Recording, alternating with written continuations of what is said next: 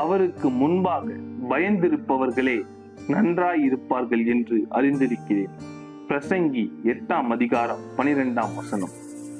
சாலமன் சூரியனுக்கு கீழே மனுஷன் படுகிற எல்லா பிரயாசங்களையும் ஆராய்ந்து பார்த்து எல்லாமே மாயை என்று கண்டான். அந்த மாயைக்குள்ளும் ஒரு மேன்மையான காரியத்தை கண்டுபிடித்தான். அதுதான் கர்த்தருக்கு பயந்தவர்கள் நன்றாயிருப்பார்கள். அவர்கள் தீமையை வெறுத்து நன்மையை பின்பற்றி தேவனுடைய ராஜ்யத்தில் சந்தோஷமாய் வாழ்வார்கள்.